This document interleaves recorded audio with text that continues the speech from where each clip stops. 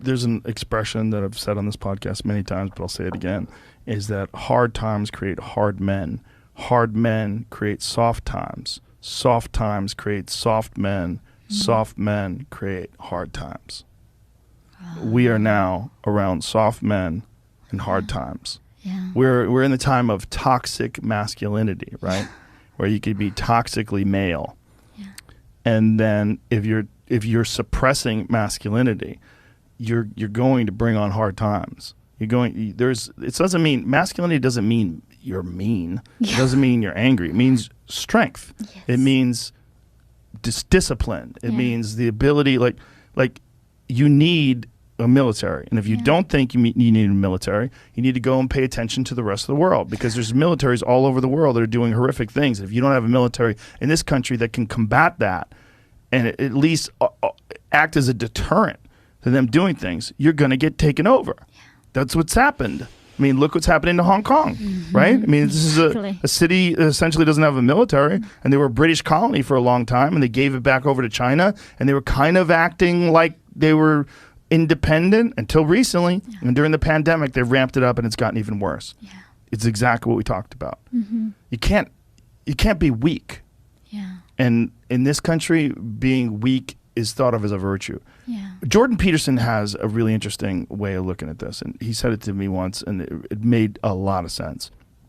He said, people think that you should be weak and you should be docile, and then you should be a pacifist. He goes, no, you should be a monster. He said you should be a monster, you should be ruthlessly ambitious, and then learn how to control it. And it's that old expression, it's better to be a warrior in a garden than a gardener in a war. Wow. It's an old expression, but it makes sense, because it doesn't mean that you can't be kind if you're strong, but it does mean you can't be strong if you're weak. Yeah. If you're weak, you're fucked. And there's a lot of weak people in this country right now that are trying to take control.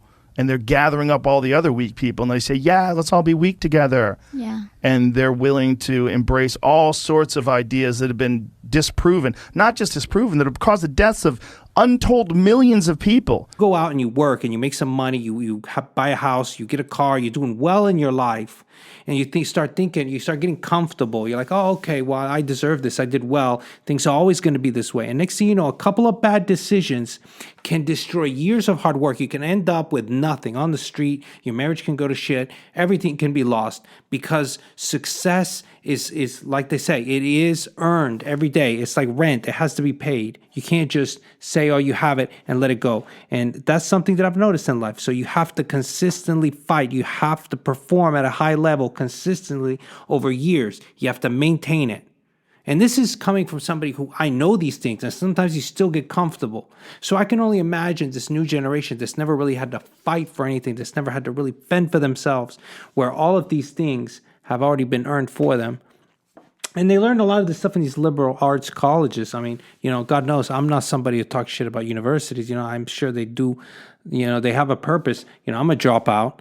And I did okay. Doesn't mean that everybody can, but they're indoctrination stations. They really do. They have a skewed view of the world because the people that teach in them have no real life experience.